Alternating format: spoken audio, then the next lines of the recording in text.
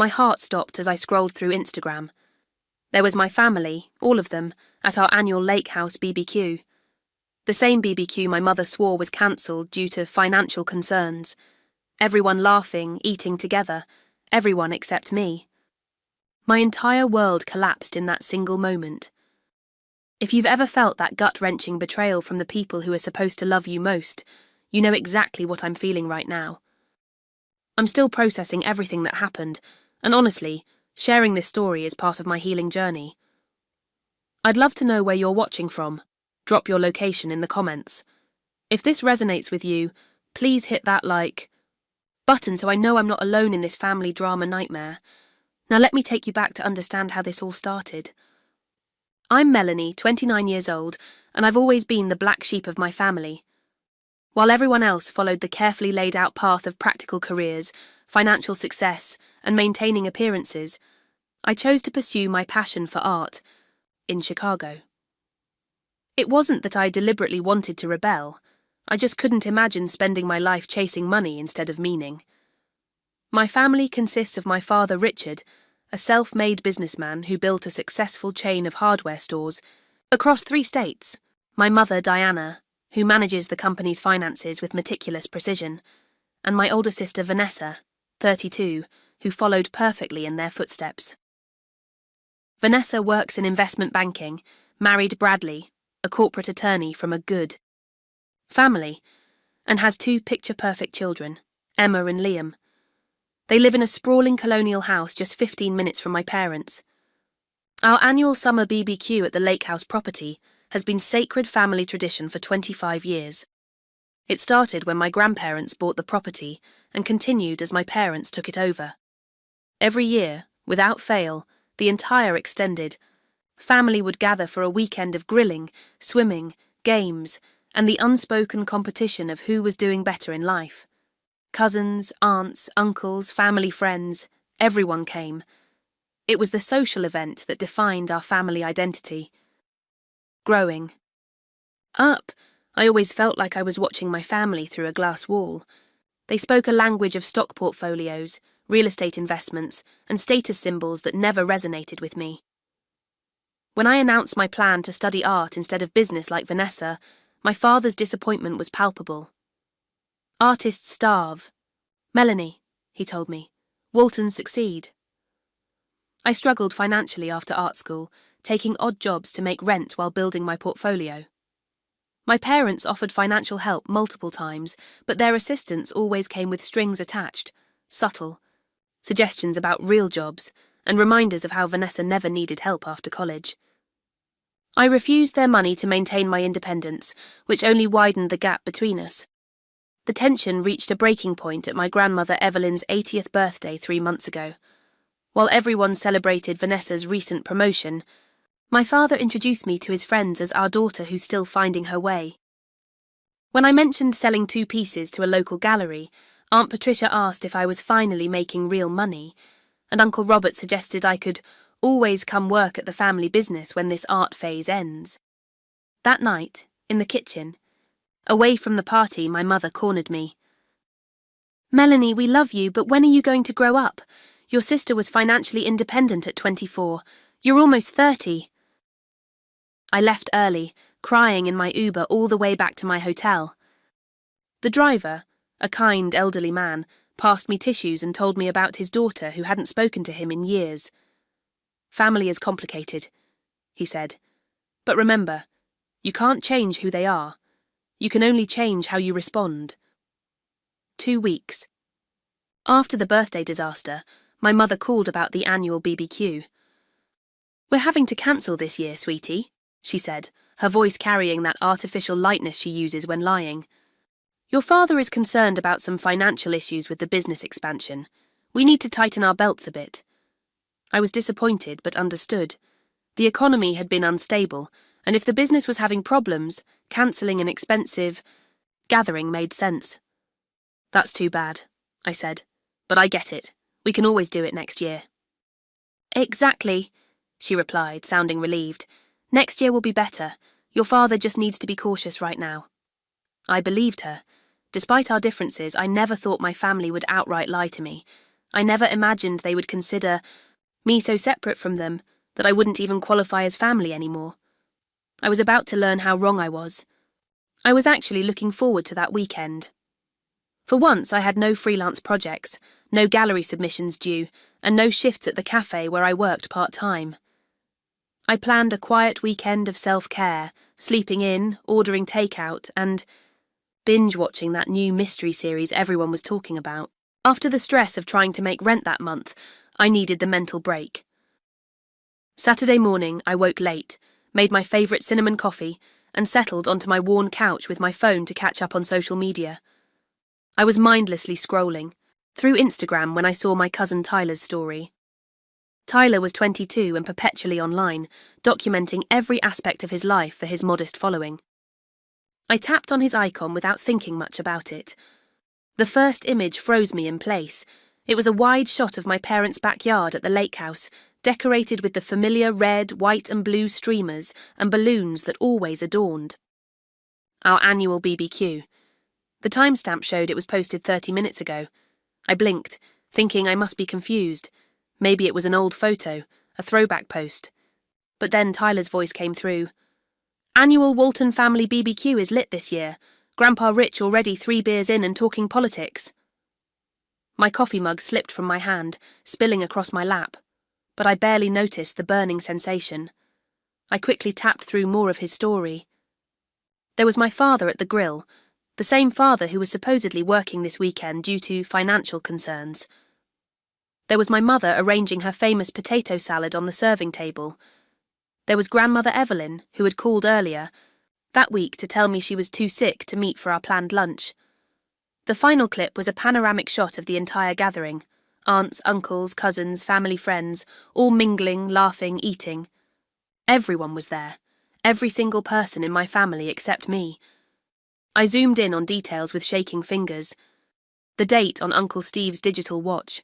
The new summer decorations on the porch. The freshly bloomed hydrangeas my mother had mentioned. Planting last month. This was happening now. This was real. My body reacted before my mind could process. I ran to the bathroom and vomited, my stomach heaving long after there was nothing left. Then came the tears, violent, gasping sobs that left me curled on my bathroom floor. I kept checking the Instagram story, screenshots of evidence before it disappeared, watching my family celebrate without me. A text from Tyler came 15 minutes later. "Oh shit, Mel, I didn't know you weren't invited. I thought you were coming later. Mum said you were busy with work stuff." I couldn't respond. Instead, I opened our family group chat, where just yesterday everyone had been sharing memes and weekend plans with no mention of the BBQ. I typed with trembling fingers, "How's the BBQ going?" Tyler's stories look like everyone's having fun. The typing indicators appeared and disappeared several times. Finally, my mother responded, "Oh, honey, it was a last-minute decision. Your father's meetings got cancelled and we decided to do a small gathering after all. We thought you'd be busy with your work." Small gathering. I counted at least 28 people in Tyler's panoramic shot. Vanessa texted me privately. "Don't make this a big deal, Mel. You know how Mom and Dad are trying to be more careful. With expenses, you live 3 hours away and would have needed gas money or a train ticket. They're trying to respect your independence." I stared at her message, my apartment suddenly feeling impossibly small and suffocating. The walls of my studio, once my proud, independent space, now felt like a prison of isolation. The painting I'd been working on for weeks, a family scene, inspired by old photos, stared back at me mockingly. Other moments began flashing through my mind. Christmas 3 years ago, when everyone's vacation photos in Aspen appeared online, a trip I'd never heard about. "We thought you couldn't afford it," my mother had explained when I asked. The family investment opportunity in a local shopping centre that had slipped their minds to tell me about. The 3 spontaneous weekend gatherings at Vanessa's house, over the past year that I'd discovered through Facebook photos. Each memory clicked into place like puzzle pieces forming a picture I never wanted to see. This wasn't an isolated incident. This was a pattern. I wasn't just the black sheep of the family. I was being systematically excluded from it entirely. I turned off my phone, drew the blinds, and crawled into bed. The darkness felt appropriate for the death I was experiencing, the death of who I thought my family was, and who I thought I was within it. Sunday morning came with a painful clarity that only a night of crying can bring. I made a decision. If my family was excluding me, I needed to understand the full extent of it. No more dismissing coincidences or accepting flimsy excuses. I created a document and began listing every family event I could remember over the past 3 years where I felt something was off. The Christmas trip to Aspen I mentioned earlier, my cousin Jennifer's baby shower that I'd learned about after seeing photos, a family cruise for my parents' anniversary that I'd only discovered when my aunt posted about her seasickness. Each instance had come with a different excuse. We thought you were too busy with your art show. It was planned last minute. The invitation must have gotten lost in the mail. We didn't think you could afford to take time off. I dug deeper into social media, screenshots, old text conversations. I discovered a pattern of family gatherings strategically scheduled when I had unmovable commitments, like the family reunion conveniently set during my first gallery showing. Too many coincidences to be coincidental. Then I found something that made my blood run cold, a WhatsApp group called Walton Family Investments that included every adult family member except me. I only discovered it because my uncle had accidentally tagged me in a screenshot he shared on Facebook before quickly deleting it. The visible messages discussed a family investment property and profit distributions. I called my Aunt Kelly, my mother's younger sister who had always been kinder to me.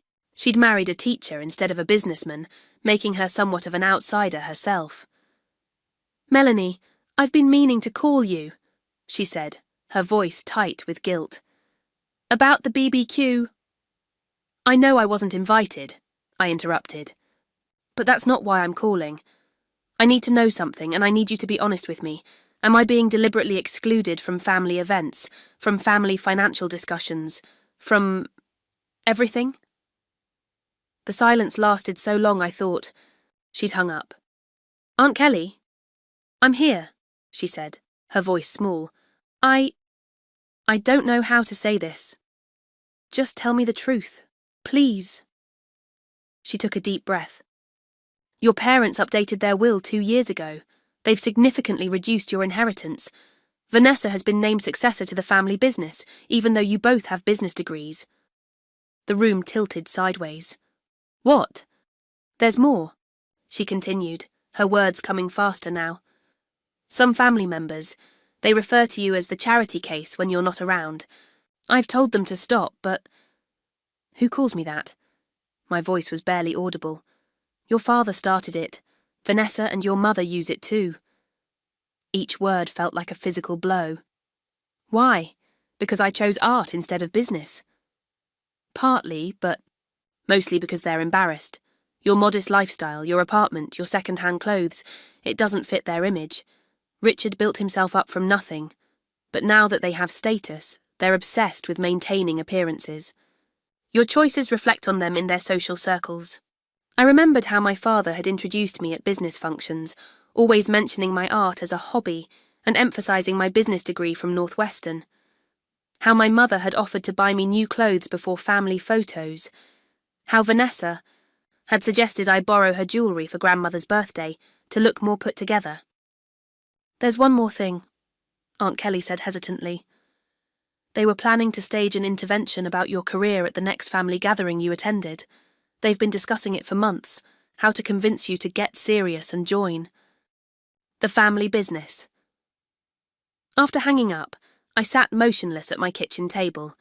Then, methodically, I began searching for more evidence.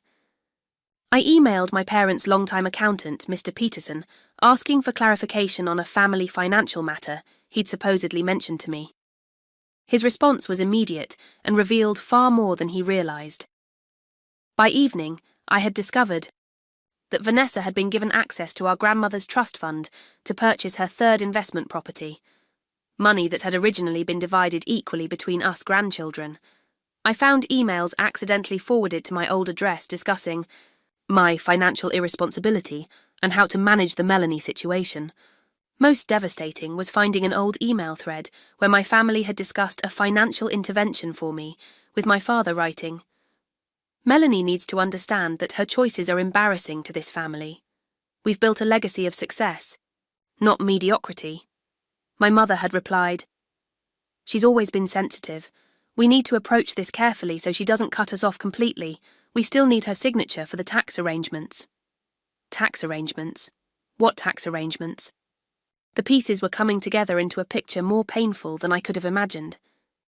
My family hadn't just excluded me socially, they were ashamed of me, mocked me behind my back, and potentially involved me in financial matters without my knowledge. In a final, desperate attempt to understand, I called my sister Vanessa directly. After several declined calls, she finally answered. "What do you want, Melanie? I'm in the middle of dinner with the kids. I want to know why I wasn't invited to the BBQ, and don't tell me it was last minute or about money." She sighed dramatically. "Fine. You want the truth? No one wanted to deal with your moping and negativity. Every family event becomes the Melanie pity show. It's exhausting." "That's not true," I whispered. "It is true. You've never contributed anything worthwhile to this family. You take and take, emotional energy, attention, even financial support when you think no one notices Mom slipping you extra money. The rest of us are tired of accommodating your artistic temperament while you contribute nothing in return." "Contribute nothing?"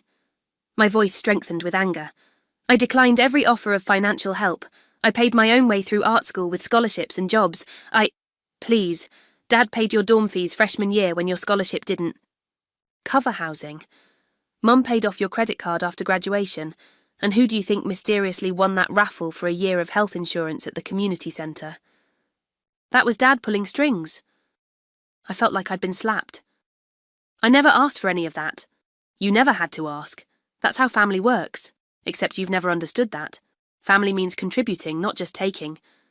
What have you ever given back to the Walton name?" The call ended with me shaking and Vanessa angry, but her slip about financial support had confirmed my growing suspicion. There was more to this story than social exclusion. My family had been manipulating my financial situation while simultaneously mocking me for it. The betrayal went deeper than I had imagined, extending from emotional rejection into potential financial exploitation. I spent the night researching financial fraud and family businesses. By morning, I knew I needed professional help to understand exactly what had been happening behind my back. The week after discovering my family's betrayal was the darkest period of my life. I couldn't eat. I couldn't sleep. The painting I'd been working on remained untouched. I called in sick to the cafe, unable to face people with my newly shattered identity.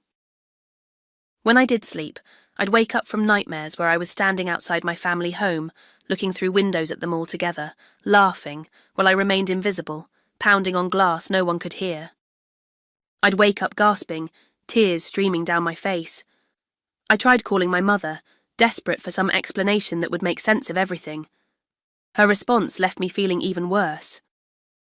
"Melanie, you're overreacting as usual," she said with a sigh. "This is exactly why family events are so difficult with you present. Everything becomes a dramatic episode." "You lied to me about cancelling the BBQ," I said, my voice breaking. "You've been excluding me from family events for years." "We haven't excluded you. We've been respecting your choice to live separately from the family values. You chose your path, Melanie." "By pursuing art?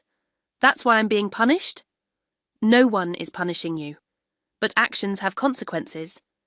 Your father and I have worked too hard to build this family's reputation to have it undermined by unconventional choices." The conversation ended with nothing resolved. My father was even worse when I tried speaking with him. "You're overreacting." "As usual." He barked into the phone. "This is family business, not some dramatic movie scene. Pull yourself together and stop looking for attention."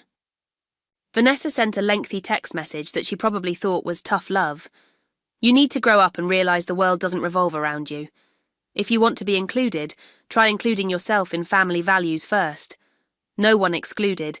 You excluded yourself with your choices." If I hadn't had support outside my family, I'm not sure I would have survived that week. My best friend Lucy came over with groceries and sat with me while I cried. My boyfriend Jake, though we'd only been dating for 6 months, showed up every evening after work, sometimes just sitting quietly beside me while I stared blankly at the wall.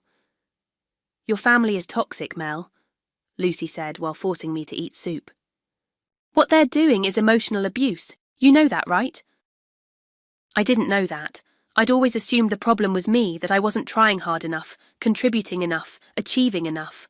The thought that perhaps they were wrong, not me, was foreign and frightening.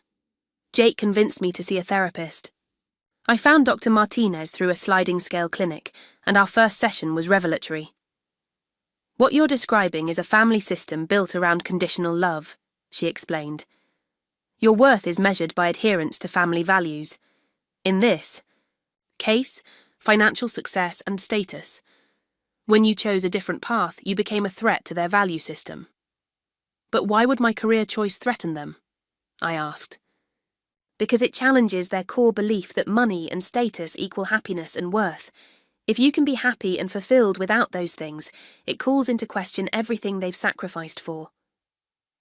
We dug into childhood memories I'd almost forgotten. How birthday gifts were tied to academic performance, how family praise was reserved for achievements that enhanced the family reputation, how my early artistic talents were redirected toward practical applications like marketing or graphic design. "Your family created a narrative where love is earned through compliance and achievement," Dr. Martinez said. "When you stepped outside that narrative, they responded by withdrawing the love you still crave." That night, I couldn't sleep again, but for different reasons. My mind was racing with revelations about patterns I'd never recognized. Around 3 a.m., I found myself at my easel for the first time in weeks. Without planning it, I began a satirical portrait of my family gathered around a table of money, with an empty chair in the corner bearing my name. The painting flowed from some wounded place inside me. By morning, I had the outline of what would later become my financial family portrait series. Looking at the raw emotional image, I felt something shift inside me, the first glimmer of power returning. I've been sharing this difficult journey with you all, and I'm amazed by how therapeutic it feels to finally voice these painful truths. If you've ever felt excluded by the people who should love you most, or if you're struggling with family expectations that crush your spirit, you're not alone. I'm reading every comment, and your support means everything during this turning point in my story. Let's continue together as I show you what happened next. That morning, I made 2 decisions that would change everything. First, I blocked all my family members on social media. The constant pretense of a perfect family was too painful to witness. Second, I cleaned my apartment thoroughly. Something about reclaiming my physical space felt necessary for reclaiming my sense of self. While organising financial documents, I found old birthday cards from my grandmother Evelyn. Unlike my parents' cards with their impersonal gift cards or checks, hers always contained heartfelt messages about my beautiful spirit and creative soul. She had been the one family member who seemed to see and appreciate me for who I actually was. For the first time in days, I slept through the night without nightmares. When I woke, I felt different, still wounded, but with a newfound clarity. I deserved more than conditional love. I deserved honesty. I deserved respect. And if my family couldn't provide those things, perhaps I needed to create boundaries to protect myself. What I didn't realise was that the betrayal I'd uncovered was just the surface. The deeper deception, the financial exploitation, was about to reveal itself and would force me to make the hardest decisions of my life. The call came on Tuesday morning, 2 weeks after the BBQ incident. I was at my easel, working on the second painting in what was becoming a therapeutic series about family and money. The caller ID showed Peterson Accounting, my parents' financial advisor since before I was born. "Melanie, it's Herbert Peterson. I'm returning your call about the tax documents. Your father mentioned you had questions about the business allocations." I hadn't called him. "I think there's some confusion, Mr. Peterson. I didn't call about any tax documents." A long pause. "Oh, I assumed since the IRS inquiry came in, you were… Well, this is awkward. IRS inquiry? What IRS inquiry? Another pause. Perhaps you should discuss this with your parents. I shouldn't have… Mr. Peterson, I interrupted, my heart beginning to race. Please tell me what's going on. What does the IRS inquiry have to do with me? He cleared his throat uncomfortably. The business reported certain deductions under your name as a partial owner. The IRS is requesting verification of your involvement, since you haven't reported any income from Walton Hardware on your personal returns. The room seemed to tilt. I'm not a partial owner of Walton Hardware. I've never been involved in the business. According to our records, you own a 7% stake as of 2019. Your signature is on the ownership transfer documents. That's impossible. I never signed anything like that. After an uncomfortable conversation where Mr. Peterson promised to look into the discrepancy, I sat in stunned silence. Then I began searching through every financial document I had, tax returns, bank statements, credit reports, anything that might explain what was happening. What I found left me physically ill. There was a joint business account in my name that I'd never opened. My credit report showed I was co-signer on a business loan I'd never signed. And most disturbing of all, someone had filed business tax documents using my social security number. With shaking hands, I called my college friend Eliza, now a financial advisor at a major firm. Mel, what you're describing sounds like identity theft, she said after I explained the situation. Except in this case it's your family doing it. But why would they do this? My parents are wealthy. They don't need to steal my identity. It's probably not about needing money. From what you're describing, they're using your name and information for tax advantages. By making you a partial owner on paper, they can distribute certain business losses to you, lowering their tax burden. And if they've put you as co-signer on loans, they're leveraging your credit. Is that legal? Not without your knowledge and consent. This is fraud, Mel. Serious fraud. I spent the next 3 days in a research frenzy. I requested every financial document I could, tracked down old papers from my parents' house that I'd stored in boxes, and pieced together a disturbing picture. For at least 3 years, my family had been using my name, social security number, and forged signature on various business documents. They had created a shell company that existed mainly on paper, with me listed as a primary stakeholder. They had opened joint accounts, applied for business loans, and filed tax documents, all without my knowledge or consent. Most shocking was the discovery about my childhood trust fund. Grandmother Evelyn had established equal trusts for all her grandchildren when we were born. I'd accessed mine to pay for art supplies in college and assumed it was empty. But according to statements I finally obtained, significant withdrawals had been made in the past 5 years, withdrawals I never made or authorised. When I cross-referenced the dates, I found they aligned perfectly with my sister Vanessa's purchase of her third investment property, a lakefront vacation home she had claimed to buy all on her own through smart investing. I confronted Vanessa by phone, unable to contain my anger any longer. You stole from my trust fund to buy your vacation home, I said when she answered. What are you talking about? She sounded genuinely confused, then defensive. I never stole anything from you. I have the trust fund statements, Vanessa. Large withdrawals matching exactly the down payment on your lake house. Withdrawals I never made or authorised. Silence then. You should talk to Dad about this. So you knew? You knew they were taking my money. It wasn't your money, Melanie. It was family money that Grandma set aside. Dad reallocated it to family members who would use it responsibly. You would have just wasted it on art supplies or rent for that pathetic apartment. Her words hit like physical blows. That's theft, Vanessa, and fraud. Oh, grow up. It's family. Financial planning.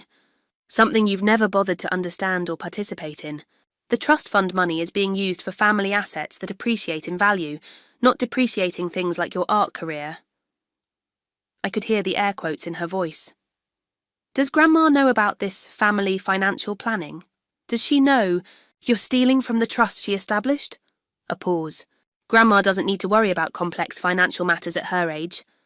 I laughed bitterly. Translation: Grandma doesn't know and she wouldn't approve. You've never contributed anything worthwhile to this family, Melanie. Vanessa's voice turned cold. You take and take, emotional support, attention, even space at family events where you make everyone uncomfortable with your alternative lifestyle choices. The least you could do is allow your share of family resources to be properly managed.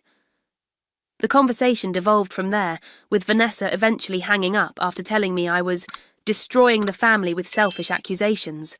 But her slip about never contributing anything worthwhile stayed with me, echoing her earlier comment during our post-BBQ confrontation. It wasn't just about my career choice. They viewed me as fundamentally worthless to the family. That night, I discovered one final devastating piece of information. In a box of old papers, I found a letter from Grandmother Evelyn to my parents, dated 3 years ago. In it, she expressed her intention to leave her lake house property specifically to me, because Melanie is the only one who appreciates it for more than its monetary value.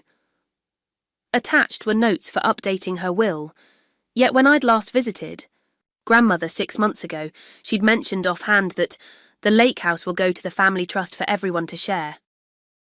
When I'd asked about her change of heart, she'd seemed momentarily confused, then said, "Oh, your father convinced me it was more practical this way."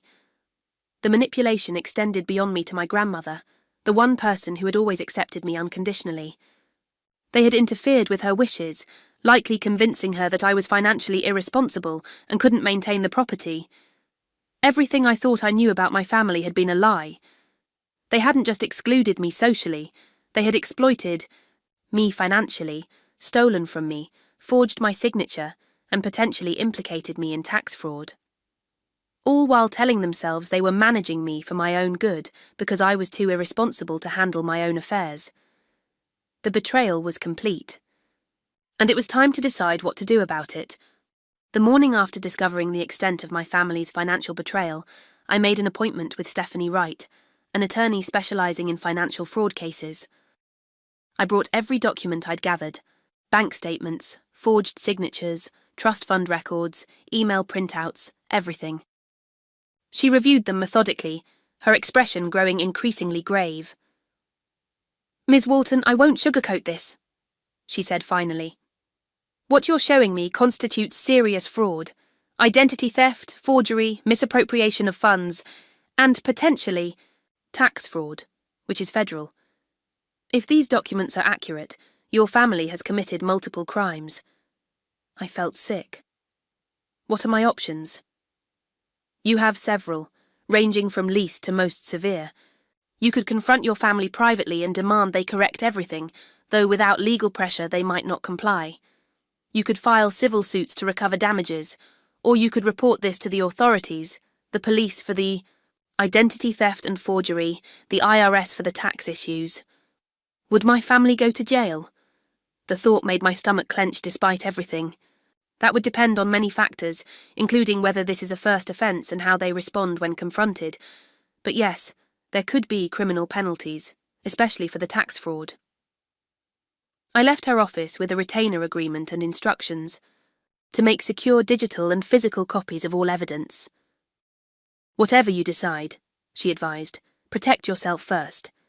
Based on what you've told me, your family is likely to prioritise themselves over you." At home, I created an encrypted folder with scans of every document. I stored physical copies in a safety deposit box at a bank my family didn't use. While organising everything, I worked methodically through my options. Did I want legal justice? Yes, part of me did. They had stolen from me, lied to me, and potentially made me complicit in tax fraud without my knowledge. But another part of me recoiled at the thought of my parents facing criminal charges or my sister's children seeing their mother arrested. Could I seek family reconciliation instead? The thought seemed naive given the extent of their deception. They had shown no remorse when partially caught, only anger that I had discovered their actions. During sleepless nights, I continued working on my financial family portrait series. The paintings were evolving from raw anger into more nuanced explorations of wealth, family, and belonging. I poured my confusion and pain into the canvases, creating visual representations of the complex emotions I couldn't fully articulate. On a whim, I posted a photo of one painting on Instagram, a stylized image of a family dinner table where everyone's plates were filled with money except one empty plate. I tagged it simply, Japsi Family Values, without explanation. The response was immediate and overwhelming. Comments poured in from people who connected with the image's stark representation of family financial exclusion. An art blog shared it, then another. By morning, the post had gone viral within art circles. An unexpected email arrived from Diane Lefebvre, owner of a respected Chicago gallery. Your recent work has extraordinary emotional resonance. Would you consider showing your series once it's complete? There's an authentic voice here that deserves to be heard. For the first time in weeks, I felt a spark of something beyond pain, possibility. My art, born from this trauma, was connecting with people. My voice was being heard. The attention created another dilemma, however. If I publicly displayed these paintings, my family would inevitably see them and recognize themselves. The private betrayal would become public exposure. Was I ready for that level of confrontation? While weighing my options, something unexpected happened. I received an official letter from the IRS regarding discrepancies in reported business interests. Someone had reported the potential tax fraud, but it wasn't me. The letter referenced an anonymous tip submitted 3 weeks earlier, before I'd even discovered the full extent of the situation. This changed everything.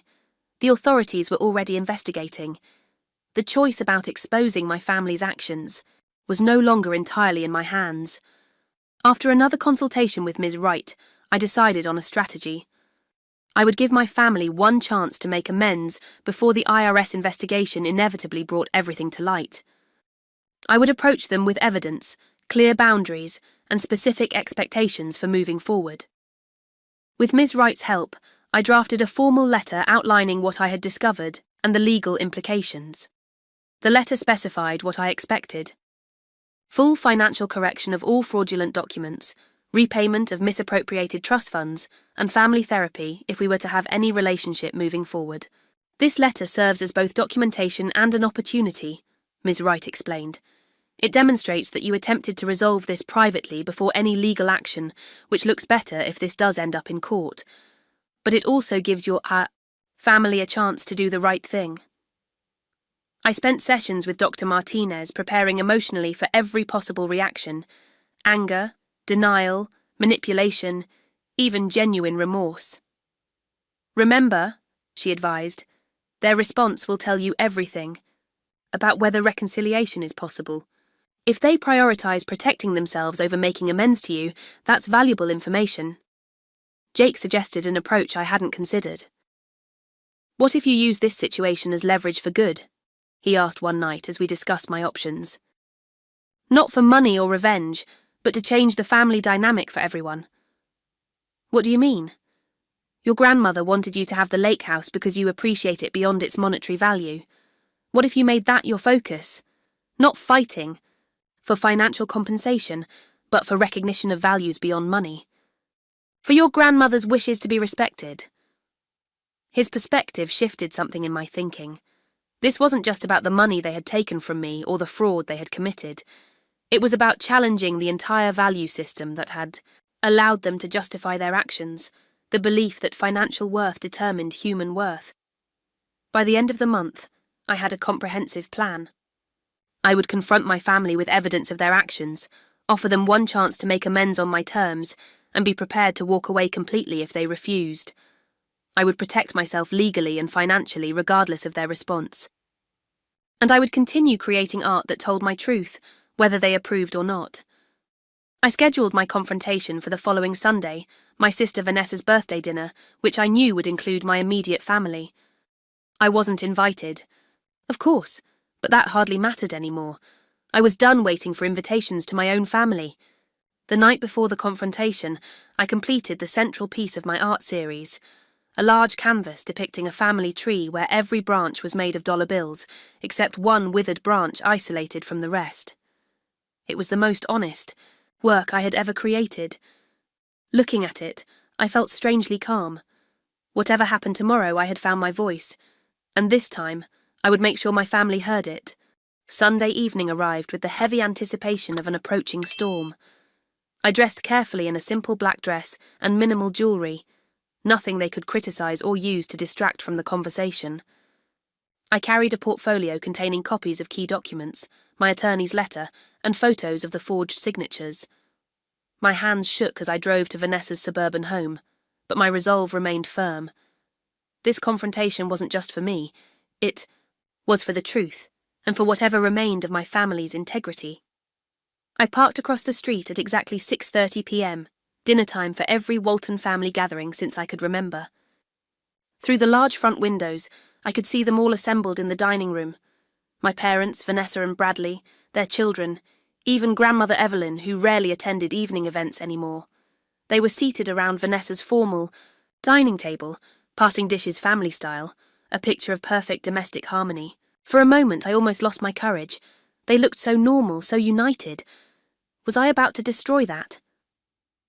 Then I remembered the live stream, the years of exclusion, the financial exploitation, and my resolve hardened. Their harmony was built on lies, and maintained at my expense. It wasn't real. I rang the doorbell and waited, portfolio clutched against my chest like armour.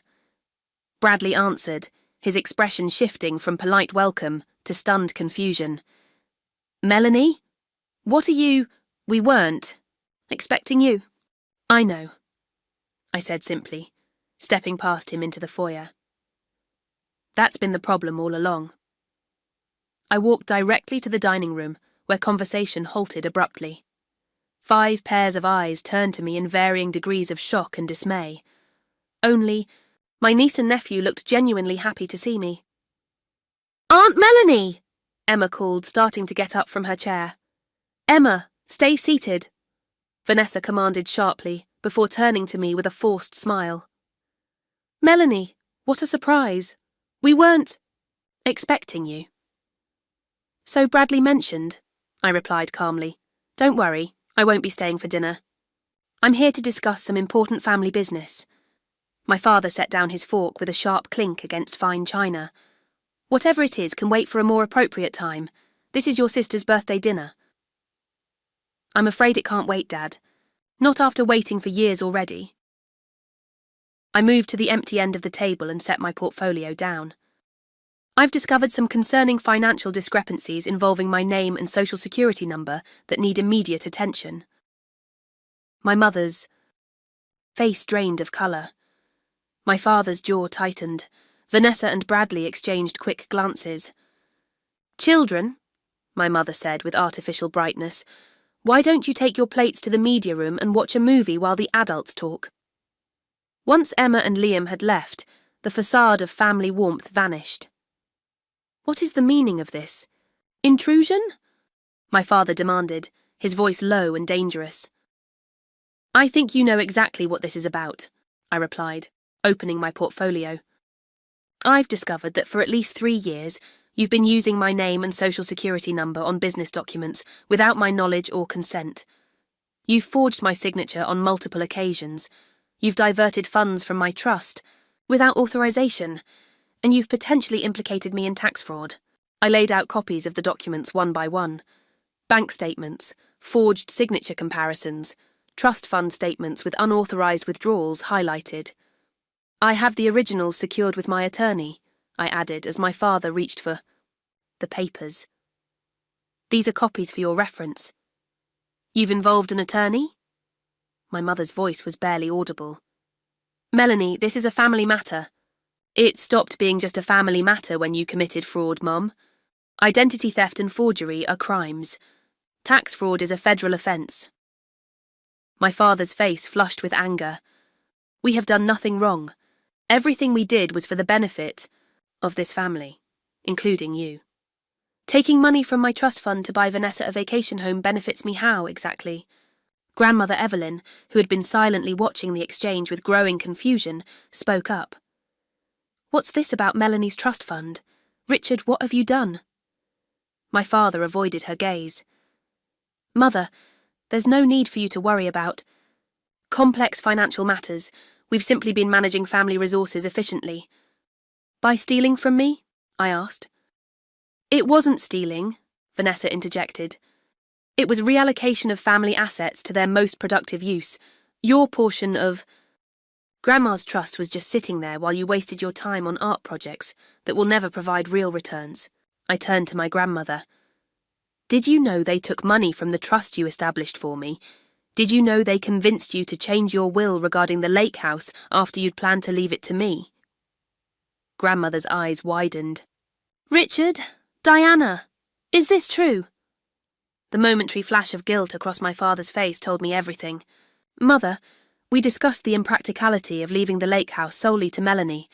You agreed a family trust was more sensible. Because you told me Melanie couldn't afford the upkeep, Grandmother said slowly. You never mentioned taking money from her trust fund. We didn't take it, my mother insisted, finding her voice. We managed it. Melanie has demonstrated financial irresponsibility for years. We were protecting her from herself. By forging my signature, by opening accounts in my name without my knowledge, by filing tax documents that have now triggered an IRS investigation. I kept my voice level despite my racing heart. That got their attention. My father's head snapped up. What IRS investigation? I removed the IRS letter from my portfolio and placed it on the table. Someone reported the discrepancies in the business filings. It wasn't me.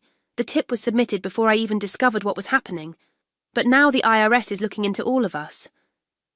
The colour drained from my father's face as he scanned the letter. For the first time, I saw fear replace his anger. This is your fault, Vanessa hissed at me. If you had just gone along with the family plan instead of insisting on your selfish, artistic pursuits. This is not Melanie's fault, Grandmother Evelyn interrupted with unexpected sharpness.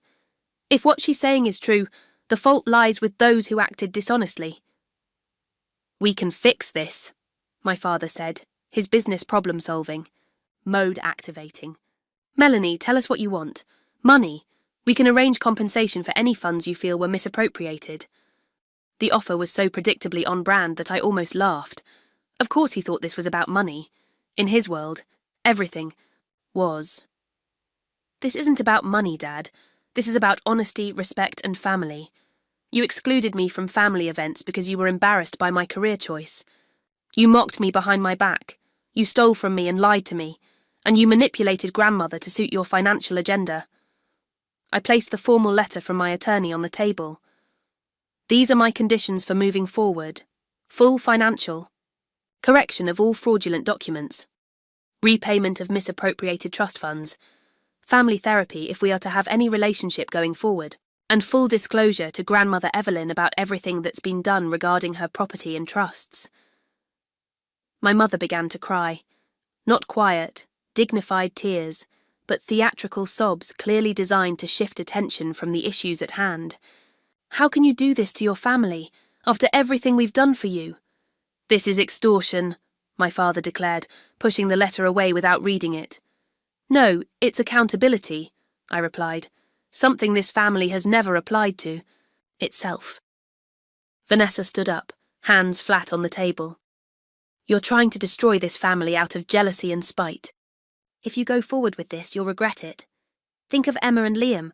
Would you put their future at risk just to get back at us? The manipulation was so transparent it strengthened rather than weakened my resolve. I'm not the one who put their future at risk, Vanessa. That was you and Mum and Dad when you decided to commit fraud. My father tried a different approach. Let's discuss this reasonably. Whatever you think happened, we can resolve it privately. Name your price. This isn't a business negotiation, Dad. You can't buy your way out of this one. $20,000, he offered flatly, to compensate for any misunderstanding and make this go away quietly. I stared at him, truly seeing him perhaps, for the first time. You still don't get it. This isn't about money. It's about the fact that you excluded me from this family because I didn't conform to your materialistic values. It's about the fact that you were willing to commit crimes using my name because you thought I was worthless except as a tax write-off. I gathered my documents and stood. Read the letter, talk to your own attorneys, and let me know your decision. within 1 week. After that, I'll have no choice but to let the legal process take its course. I turned to leave, then paused to look at my grandmother. I'm sorry you had to learn about this, Grandma, but you deserve to know the truth. As I walked toward the door, I heard chairs scraping and my father's voice rising in anger. But it was my grandmother's frail voice that stopped me. Melanie, wait! I turned to see her standing, supporting herself on her cane, her face lined with distress, but her eyes clear and determined. I'm coming with you. My mother gasped. Mother Evelyn, you can't be serious. It's getting dark and you need your medication soon. I have my pills in my purse, Diana, and I think I need some time away from this house to think clearly. She moved slowly toward me. If you don't mind driving an old woman home, Melanie. I offered her my arm. I'd be honoured, Grandma. As we walked out together, I could hear the chaos erupting behind us, my father's angry demands, my mother's tearful pleas, Vanessa's bitter accusations. But for the first time in months, I felt strangely peaceful. Whatever happened next, I had spoken my truth. And at least one person in my family had heard it. The 2 weeks following the confrontation passed in a strange, suspended state. My immediate family maintained radio silence. No calls, no texts, not even angry emails. The only exception was my grandmother Evelyn, who had asked me to drive her to her own home rather than back to my parents' house after the disastrous dinner. I need to think without Richard and Diana hovering and telling me what to think, she'd explained as we drove through the darkened streets. I'm old, Melanie, but I'm not stupid, and I don't appreciate being treated as if I am. That night had marked the beginning of a new relationship between us. She called me the next day, and then the day after that. She invited me to lunch at her home, away from the rest of the family. Slowly, she shared her own frustrations with the family's materialism and her regrets about allowing my father to influence her financial decisions. I wanted the lake house to go to you, she confirmed during one of our conversations. You're the only one who sees it as more than a real estate investment. But Richard convinced me you couldn't afford the taxes and upkeep. He made it sound like he was protecting you. While reconnecting with my grandmother, I threw myself into my art. The Financial Family Portrait series expanded to 7 canvases, each exploring different aspects of wealth, family, and belonging. Working on them became a form of therapy, transforming pain into creative expression. The gallery owner, Diane, visited my studio apartment to view the complete series. She walked silently around my small space, studying each canvas intently. These are extraordinary, she finally said. Raw, authentic, confrontational yet vulnerable. I want to feature them in next month's showcase. My family might see them, I warned. Art should provoke, she replied simply. These pieces speak truth about family dynamics many people experience, but few discuss openly. On day 10 after the confrontation, an anonymous donation arrived at my studio, a year's rent paid in advance. The note simply read, "For your art to have the space it deserves." I suspected Grandmother Evelyn, though she neither confirmed nor denied it when asked. On day 12, I received an email from a major art magazine requesting an interview about my series after seeing preview images Diane had shared. The subject line read, "Financial Family Portrait Series, Breaking Silence About Money and Family." Dynamics. That same evening, my sister Vanessa called. I let it go to voicemail, then listened with mixed emotions to her message. "Melanie, we need to talk. Things are complicated right now. Dad is consulting with his attorneys, but he's also, I don't know, different. Can we meet? Just us. Please call me back." I didn't call back immediately. I needed time to prepare emotionally for whatever manipulation might be coming. Dr. Martinez helped me establish clear boundaries for any future family interactions. "Remember," she advised, "reconciliation doesn't mean returning to old patterns. It means establishing new, healthier ones, if that's even possible with your family." When I finally met Vanessa for coffee 3 days later, I was struck by how tired she looked. The perfect facade had cracked, revealing the exhausted woman beneath. Dad's been meeting with attorneys all week, she said after brief, awkward greetings. The IRS investigation is serious. They're looking into all the family business dealings now, not just the ones involving your name. I'm sorry about that, I said, and meant it. Despite everything, I took no pleasure in their legal troubles. Are you? She studied me skeptically. You could destroy this family, you know, everything Dad built, everything we've worked for. I didn't start this, Vanessa. I just uncovered it. She looked down at her untouched coffee. I know. That's what I've been trying to explain to Dad. We crossed lines we shouldn't have. It wasn't quite an apology, but from Vanessa, it was unprecedented acknowledgement. Grandma's furious with all of us, she continued. She's talking about changing her will again and setting up independent trusts that Dad can't access. I hid my surprise. Grandmother hadn't mentioned this during our conversations. Look, Vanessa said, leaning forward, I'm not saying what we did was right, but we are still family. There must be a way to resolve this without everything falling apart. There is, I replied. It's outlined in the letter I left. She sighed. Dad's struggling with the family therapy requirement. He thinks it's unnecessary. It's non-negotiable for me. Our conversation ended without resolution, but with a fragile new honesty between us. For the first time in our adult lives, Vanessa had spoken to me as an equal, rather than a disappointing younger sister who needed management. Meanwhile, my professional life was transforming unexpectedly. Diane promoted my upcoming gallery showing aggressively, and advance interest exceeded anything I'd experienced before. My social media following grew as I shared carefully selected work-in-progress images. Several pieces sold before the show even opened, providing financial breathing room I'd never experienced. My mother sent a carefully worded text message attempting reconciliation on her terms. We miss you, Melanie. Family disagreements shouldn't separate us forever. Can we talk? I responded that I remained open to discussion once they'd reviewed my conditions. Most surprisingly, my father's business associate Marcus Chen reached out after seeing preview images of my work online. Your father never mentioned your artistic talent, he wrote. Your commentary on wealth dynamics is thought-provoking. My wife and I would like to attend your opening if that's not uncomfortable. I assured him they were welcome, sensing this might be an important bridge between my world and my father's. Throughout this period, my relationship with money itself evolved. With Dr. Martinez's help, I examined my own financial behaviours and recognised how I'd internalised some of my family's toxic attitudes while rebelling against others.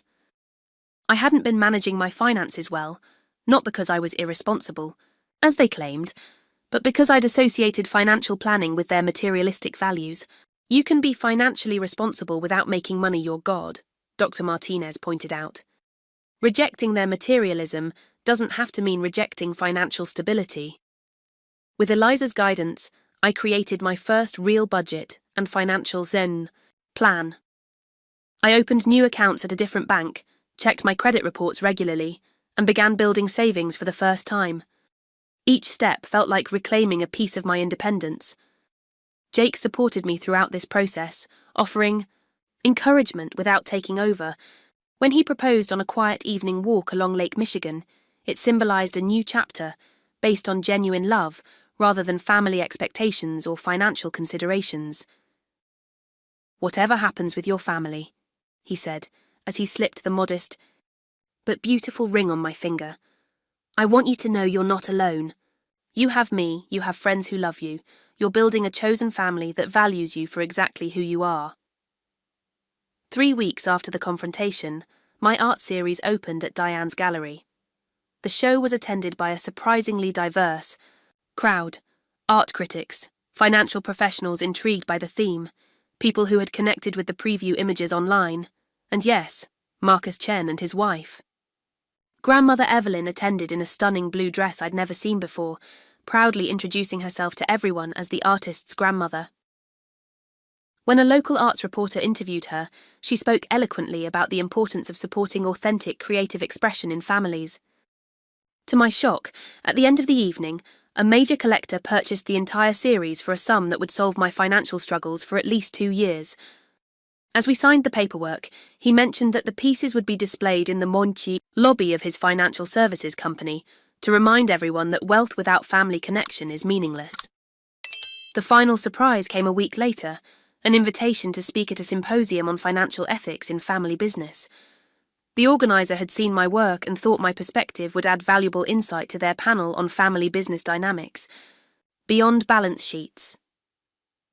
As the holiday season approached, I faced a final decision: what to do about the upcoming family Christmas gathering. My parents had finally, reluctantly agreed to my conditions after their attorneys advised them that cooperating was their best option given the IRS investigation. Financial corrections were being made, therapy sessions were scheduled for January, and a full disclosure had been made to Grandmother Evelyn.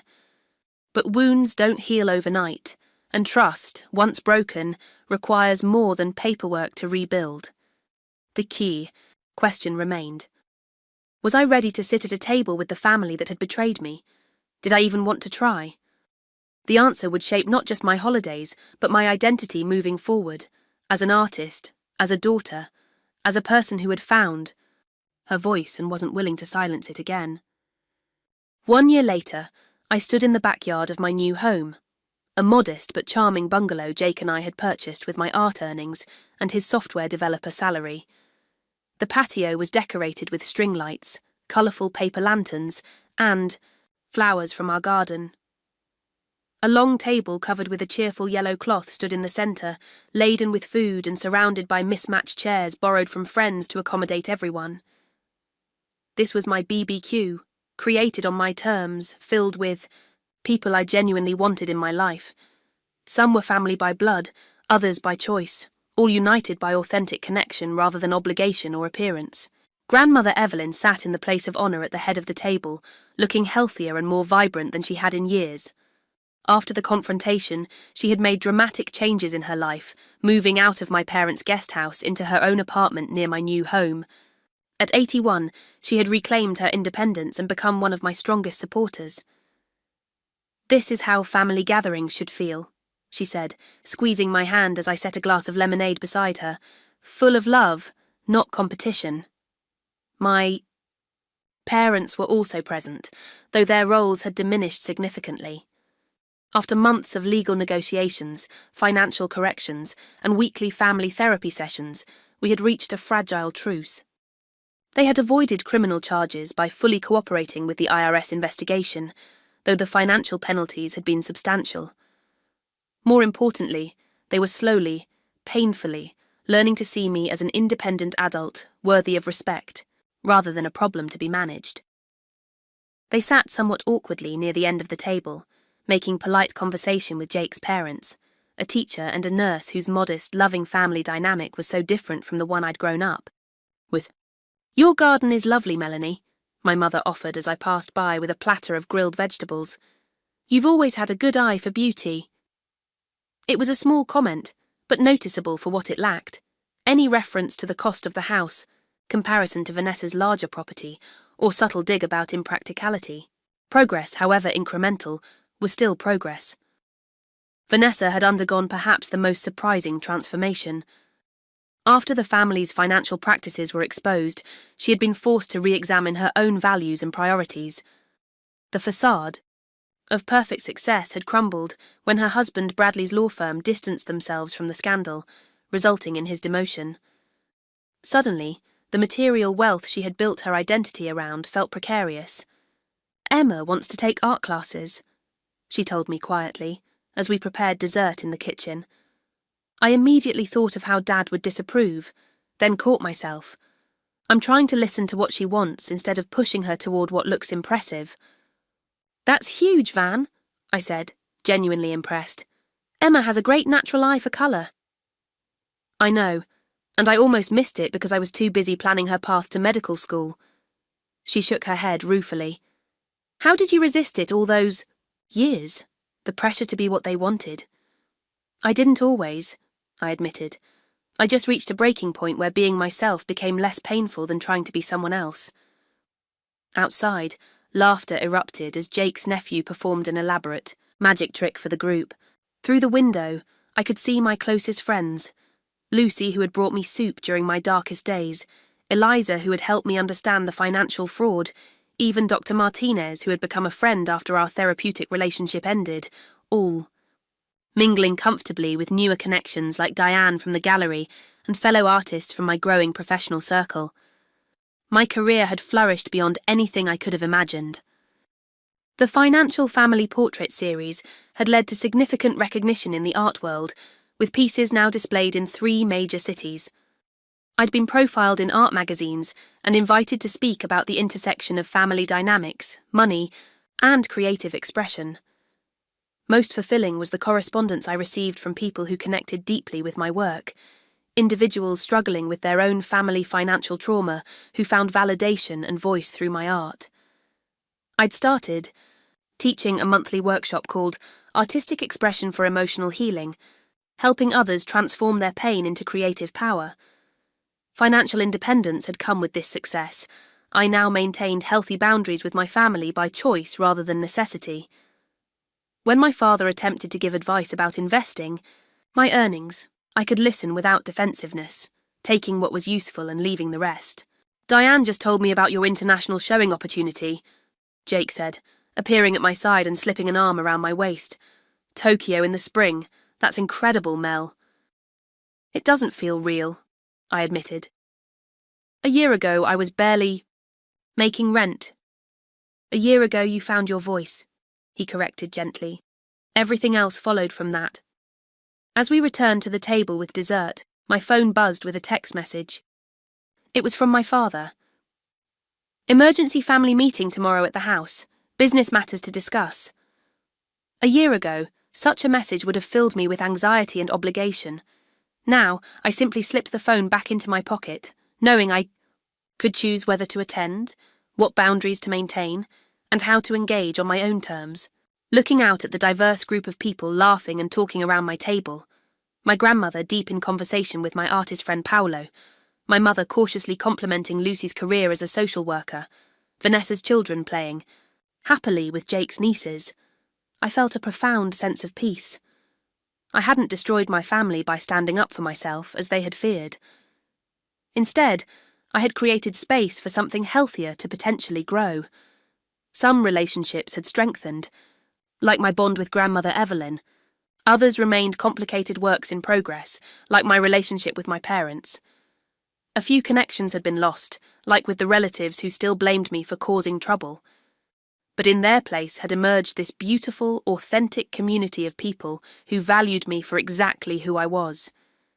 I had discovered that family isn't defined by DNA or legal documents, but by respect, acceptance, and genuine care.